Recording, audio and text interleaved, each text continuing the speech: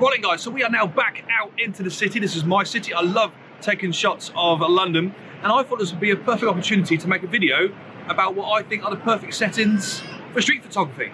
So grab yourself a coffee, sit yourself down and enjoy.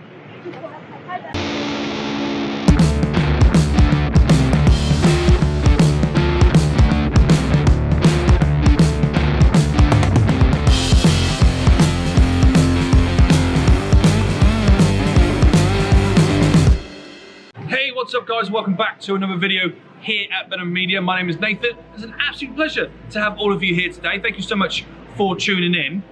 So like I said in the intro, this video is pretty much me just going to walk around town a little bit, but I'm going to sort of explain to you my sort of ideal settings for actual street photography.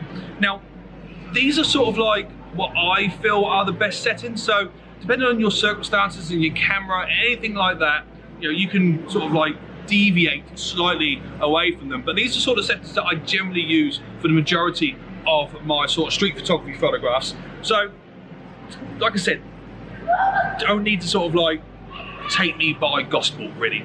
So at the moment I'm at the South Bank. I've come a little bit around the corner because it's quite noisy. South Bank is always a very popular place, a really good place to take street photography because there's a lot going on, there's a lot of things going on, and yeah, I think this would be the perfect opportunity to show you all these wonderful things. So let's get into it, shall we?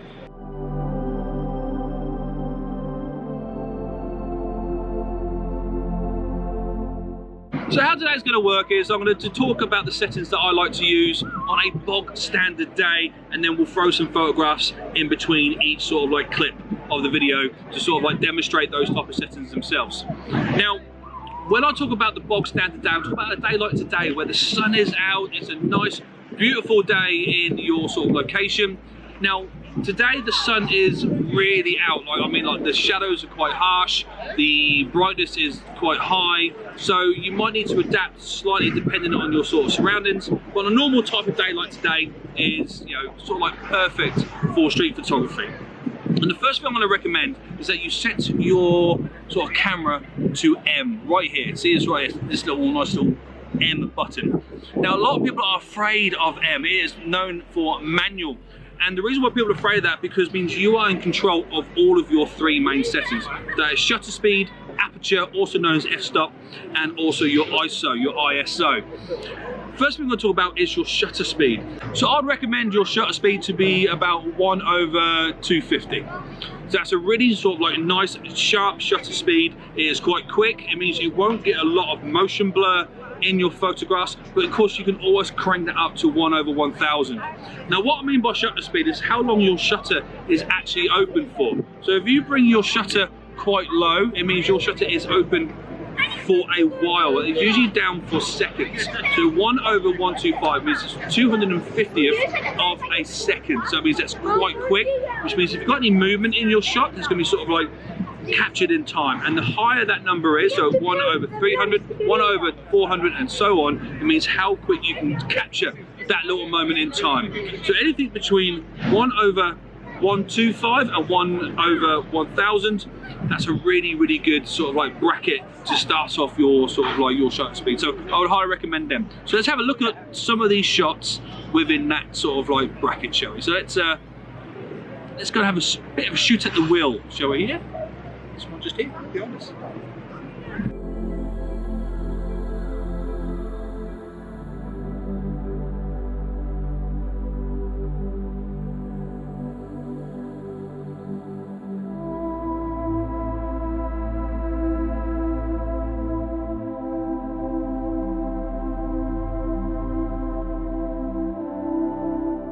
Right, so all those shots were anything in between 1/250 to 1/1000, and I'll try to put the settings up on the screen as they sort of come up.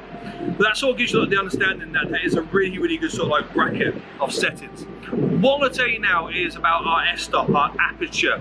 So what your aperture pretty much is, it controls the focal length. So the lower the number, the more sort of like blurred your background will be. So say you're taking a picture of me and you bring your f-stop right down to say like 1.8 or 2, then the entire background will be sort of blurred out. But with street photography, you want to see if you can get as much in focus as you can, especially if you're doing buildings and architecture and stuff like that. So anything from around about 8 to 11 is absolutely perfect.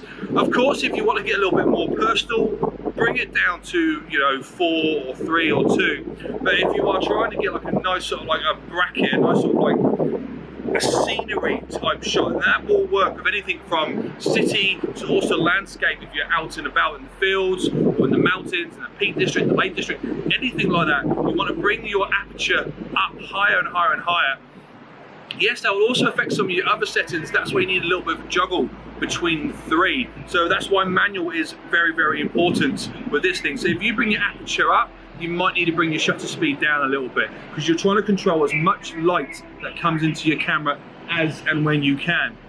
So for the next round of photographs, I'm going to try to keep the aperture anything between 8 and 11, and that way you can get like a bit of a feel of what they all look like. And of course I will adjust the sort of ISO and shutter speed to sort of like counter out that, but I will try to keep these shots in that sort of like, what's it, 3% bracket like that. So yeah, let's have another thing. I'm currently just up by Waterloo Bridge right now. This is a sensational shot which I want to get, which I haven't actually got before, and I'm going to show that in this little setting just going through here. It's a wonderful shot of the London Eye encased.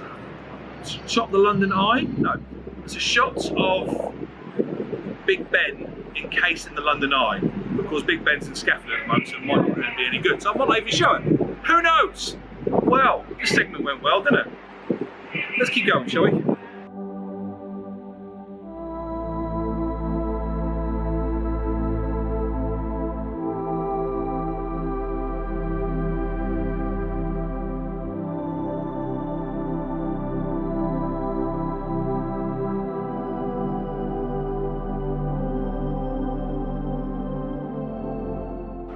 Okay, and finally we're going to talk about ISO.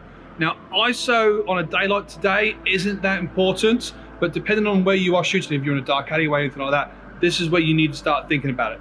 Now, ISO is all about how sensitive your camera is to light. Now, if your camera is very sensitive to light, you have the really joyful opportunity to keep your ISO down as low as possible. And that's the important thing about ISO. You want to try to keep it as low as you can and try to juggle the other 2 functions, your f-stops and your shutter speed, because the higher your ISO goes up, the more grain is actually in your photograph. A little bit more noise is what we call it. And that is because you are trying to create some artificial light within your camera that isn't really there.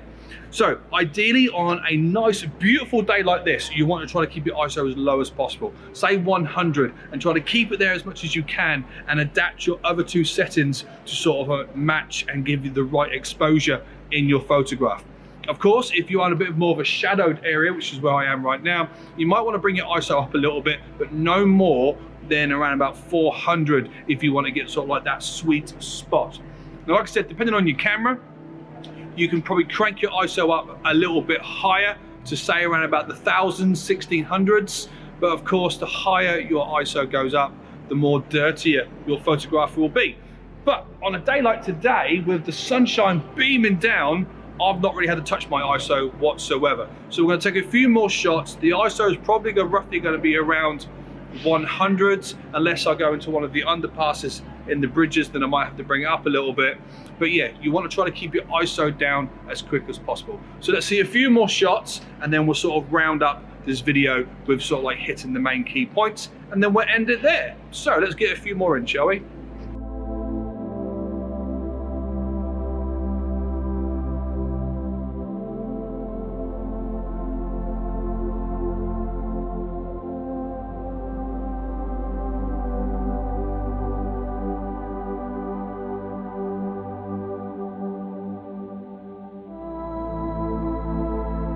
Well then guys, so there we are. We have walked away from the London Eye to the Millennium Bridge. That's what I'm under right now to give me a little bit of shelter.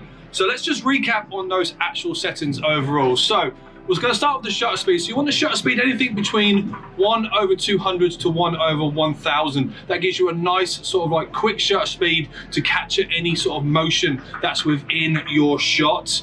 Your aperture or your f-stop, anything between 8 to 11 is really good, especially for landscape photography, either it being in a city or also it being out sort of about in the countryside. That way you get as much as your sort of your frame in focus, either something before or in the foreground or in the background, anything like that. And your ISO, you want to keep around roughly around about 100. Remember, you want to try and keep your ISO as low as possible. That is the best sort of way to make sure you got like a nice, clean, sharp image. But of course, these settings can be sort of like adapted as you go around sort of your area or your city or your sort of current location that you're in. So sort of just play around with them. Now, many people, when they do sort of shoot, run and gun within street photography, they do sort of like vary a little bit either on shutter priority or aperture priority. Now, what that means, that is the sort of like the AV or the TV on your sort of like your little dial. And what that basically means is that your sort of like dial will only sort of like change your aperture. Say you're in aperture priority, which means your camera will sort of like fix anything else inside its body. So if you are, for example, on aperture priority, when you're sort of focusing on something and you're quickly running and gunning, when you change your dial, it will change the aperture, the sort of like depth of field within your sort of your shots, and then your camera will try to sort of juggle the other settings. So if you don't want to sort of shoot on manual straight away, that's fine, whatever you are comfortable with. And if you try using one of these sort of like the priority settings, that way you can sort of get a little bit more of a feel within your particular camera. But guys, I hope you found this useful. I hope you've enjoyed the photographs. If you have enjoyed this video, please hit the like button just down there. It would mean so much to me. And until next time, thank you so much. I've been Nathan, you've been sensational. See you later. Mwah, mwah, mwah, mwah.